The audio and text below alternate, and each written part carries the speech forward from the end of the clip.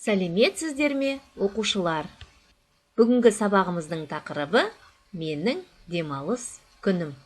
Сабақтың мақсаты тыңдалған материалдың мазмұнын түсіну, өз сөзінде ақпаратты сұрау іс-әрекетке түсініктеме беру үшін сөздер және сөз тіркестерін қолдану.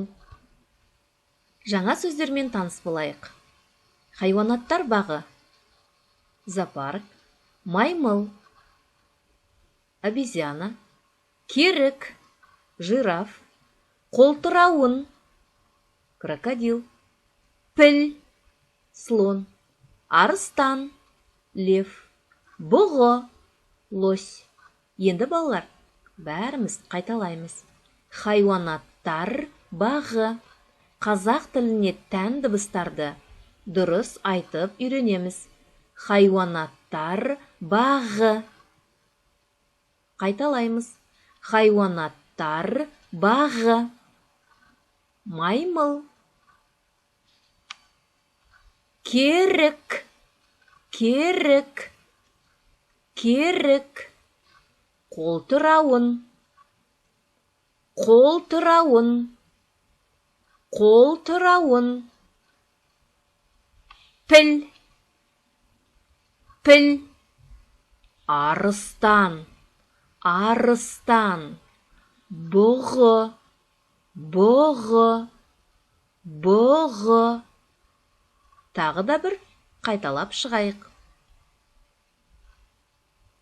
Хайуанаттар бағы, маймыл, керік, қолтырауын, піл, арыстан, бұғы. Жарайсыңдар, балалар. Оқылым дағдысы бойынша балалар мұқият оқимыз. Сосын сұрақтарға жауап бересіздер. Ертең жексенбі. Мен отбасыммен аквапаркке барамын. Онда суда шомыламын. Саша досымен хайуанаттар бағына барады. Хайуанаттар бағында маймыл, бұғы, қолтырауын, керік, піл, арыстан бар. Өте жақсы, балалар, аквапарк сөзі аударылмайды. Тағы да мұқият оқимыз. Ертең жексенбі. Мен отбасыммен аквапаркке барамын. Онда суда шомыламын. Саша досымен хайуанаттар бағына барады.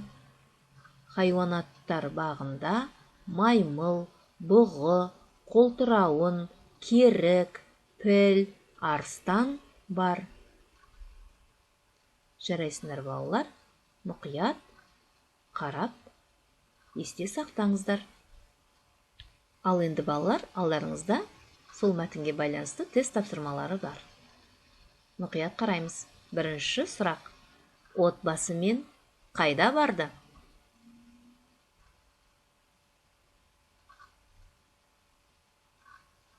Жарайсыңдар, балалар.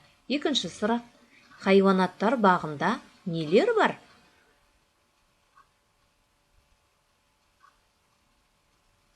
А жауабы жылқы, түйе, құлыншақ. В жауабы қолтырауын, мысық, қой. С жауабы күшік, піл, ешкі, лақ. Д жауабы маймыл, қолтырауын, керік, піл, арыстан. Әрине, балалар, өте жақсы, тамаша жауап. Жұмысымызды әрі қарай жалғайық. Балалар, кестенің сол жақ бұрышында сіздерге аяқталмаған сөйлемдер берілген. Қажетті сөздерді қойып, семантикалық картаны толықтырамыз. Мысалы, ертең, қай жауап? Хайуанаттар бағына, жексенбі, отбасыммен, суда. Екінші сұрақ. Мен аквапаркке бардым. Үшінші, мен шомылдым. Үшінші сөйлем. Төртінші сөйлем. Саша досымен барды. Мұқият белгілейміз. Қай жауап дұрыс деп ойлайсыз?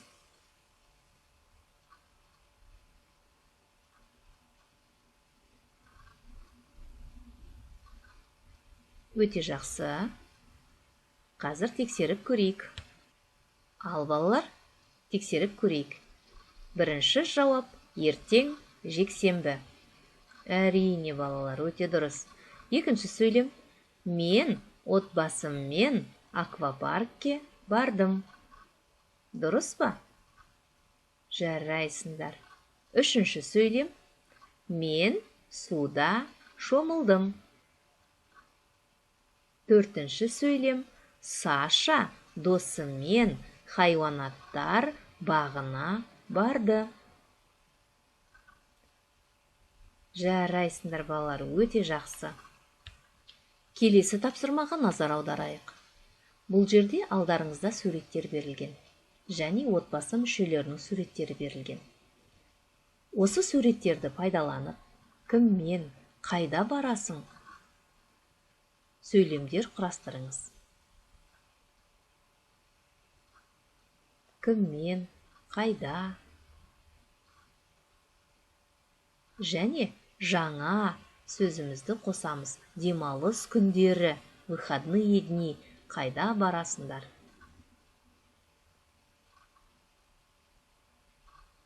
Сабаққа байланысты, сабақтың тақырыбына байланысты сөйлемдер құрастыру керек.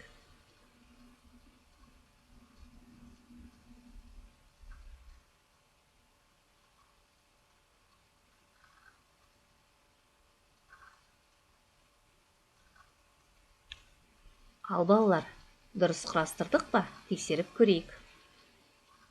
Мен демалыс күні әжеммен хайуанаттар бағына барамын. Мен демалыс күні досыммен аквапаркке барамын. Мен демалыс күні әжеммен аквапаркке барамын. Мен демалыс күні отбасыммен саябаққа барамын. Мен демалыс күні әкеммен хайуанаттар бағына барамын.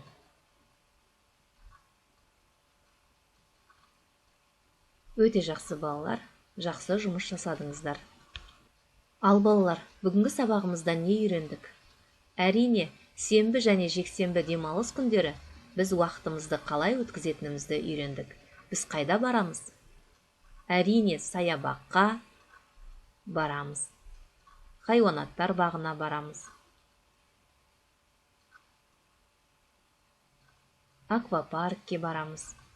Отбасымызбен, отбасы мүшелерімен уақытты өте қызықты өткіземіз. Жарайсыңдар балалар. Алдарыңызда жетістік баспалдағы берілген. Осы баспалдақтың қай жерінде кетіп бара жатырмын деп ойлайсыз? Қай жеріне жеттіңіз? Жарайсыңдар балалар. Осымен сабағымыз аяқталды. Сау болыңыздар.